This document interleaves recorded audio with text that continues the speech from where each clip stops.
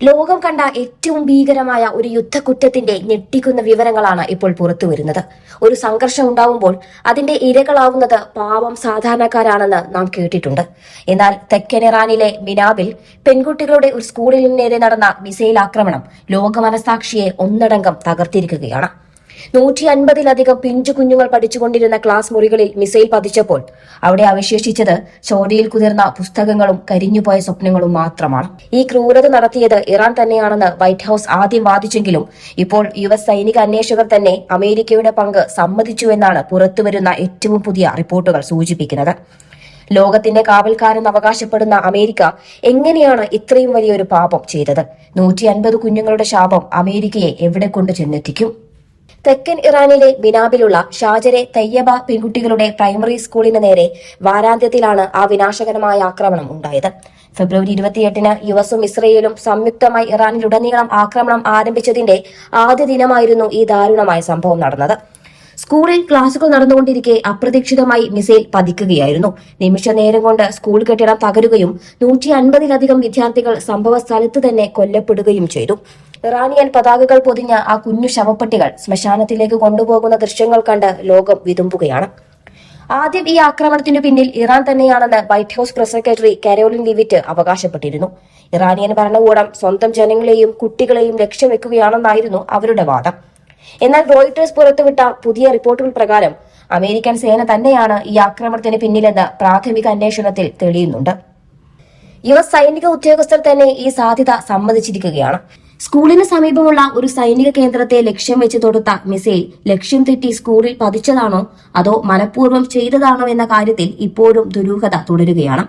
American state secretary Marco Rubio പറഞ്ഞത് America മനഃപൂർവ്വം ഒരു സ്കൂൾ ആക്രമിക്കില്ലെന്നും പെന്റഗൺ ഇത് അന്വേഷിക്കുമെന്നുമാണ്.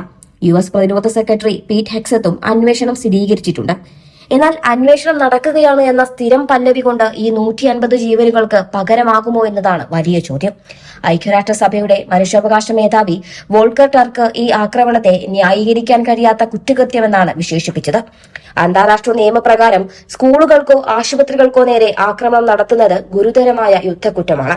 സത്യത്തിൽ അമേരിക്ക എന്തിനാണ് ഇത്രയും വലിയ സാഹസങ്ങൾക്ക് മുതിരുന്നത്? ഓരോ രാജ്യത്തിന്റെയും പരമാധികാരത്തിൽ കടന്നു കയറാനും അവിടുത്തെ ഭരണാധികാരികളെ നീക്കം ചെയ്യാനും അമേരിക്കയ്ക്ക് ആരാണ് അധികാരം നൽകിയത്? ലോകത്തെല്ലായിടത്തും പ്രശ്നങ്ങളുണ്ട്. പക്ഷേ അവിടെ എല്ലാം കയറി വെടിയുതിർത്താണോ ട്രംപ് സമാധാനം കൊണ്ടുവരുന്നത്? ഇന്ന് ഇറാന്റെ കാര്യത്തിൽ അമേരിക്കയെ പിന്തുണയ്ക്കുന്നവർ ഒന്ന് ചിന്തിക്കുക. നാളെ നമ്മുടെ രാജ്യത്ത് എന്തെങ്കിലും രാഷ്ട്രീയ പ്രശ്നങ്ങൾ ഉണ്ടാകുമ്പോൾ നമ്മളെ സഹായിക്കാനാണെന്ന് പറഞ്ഞ് നമ്മുടെ ഭരണാധികാരിയെ കൊന്ന് അമേരിക്ക ഇവിടെ ബോംബിട്ടാൽ നിങ്ങളത് അംഗീകരിക്കുമോ? മറ്റുള്ളവരുടെ കാര്യത്തിൽ ഇടപെടാനുള്ള ഈ ആധിപത്യ സ്വഭാവം ലോകത്തിന് ഗുണത്തേക്കാളേറെ ദോഷമാണ് ചെയ്യുന്നത്.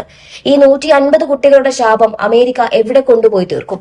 ലോകം മൊത്തം തങ്ങളുടെ പോക്കറ്റിലാണെന്ന് കരുതി ട്രംപ് നടത്തുന്ന ഈ സൈനിക നീക്കങ്ങൾ നിരപരാധികളുടെ രക്തം കൊണ്ടാണ് എഴുതപ്പെടുന്നത്. യുദ്ധം തുടങ്ങുമ്പോൾ വിജയം മാത്രമാണ് ലക്ഷ്യമെന്ന് പറയുന്നവർ ആ വിജയത്തിന് നൽകേണ്ടി വരുന്ന വില ഇത്രയും വലിയ ക്രൂരതയാണെന്ന് മനസ്സിലാക്കുന്നില്ല. ഇറാനിലെ ആ ശ്മശാനങ്ങളിൽ ഇന്ന് തേങ്ങുന്നത് 150 കുടുംബങ്ങൾ മാത്രമല്ല, ലോകത്തെ സമാധാനകാംക്ഷികളായ ഓരോ മനുഷ്യനുമാണ്. ലോകത്തെ ഏറ്റവും വലിയ ജനാധിപത്യ രാജ്യമായ നമ്മൾ ഇത്തരം കാര്യങ്ങളിൽ കാണിക്കുന്ന മൗനവും പ്രതിഷേധാർഹമാണ്. ഇത്തരം അന്താരാഷ്ട്ര കുറ്റകൃത്യങ്ങളെക്കുറിച്ച് മിണ്ടാൻ പോലും നമ്മൾ ഭയപ്പെടുന്നു. ലോകത്തിന്റെ ഏതു കോണിലായാലും നീതിക്ക് നിരക്കാത്ത ഇത്തരം പ്രവൃത്തികളെ അപലപിക്കാൻ നട്ടലുള്ള ഭരണാധികാരികൾ നമുക്കുണ്ടാവണം. അമേരിക്കയുടെ ഈ യുദ്ധക്കുറ്റത്തിന് അന്താരാഷ്ട്ര കോടതിയിൽ വിചാരണ നേരിടേണ്ടി വരുമോ എന്ന് കണ്ടറിയണം. മിനാവിലെ ആ ക്ലാസ് മുറികളിൽ നിന്ന് നിശബ്ദതയാണ്. ആ കുഞ്ഞുങ്ങളുടെ ശിരിക്ക് പകരം അവിടെയുള്ളത് വെടിയുണ്ടകളുടെ കരിയും ചോരയുമാണ്. അമേരിക്കയുടെ അന്വേഷണം എവിടെ ചെന്ന് അവസാനിച്ചാലും 150 കുഞ്ഞുങ്ങളുടെ ജീവൻ തിരിച്ചു കൊണ്ടുവരാൻ ആർക്കും കഴിയില്ല. യുദ്ധം വെറും ഒരു കളിപ്പാട്ടമാണെന്ന് കരുതുന്ന ഭരണാധികാരികൾക്ക് ചരിത്രം ഒരിക്കലും മാപ്പ് നൽകില്ല. ഈ ക്രൂരതയ്ക്ക് പിന്നിൽ ആരായാലും അവർ ലോകത്തിനു മുന്നിൽ മറുപടി പറയേണ്ടതായി വരും. ആ കുഞ്ഞുങ്ങളുടെ ആത്മാക്കൾ അമേരിക്കൻ ഭരണകൂടത്തോട് ചോദിക്കുന്നത് ഒന്നു മാത്രം: ഞങ്ങൾ എന്ത് പിഴച്ചു?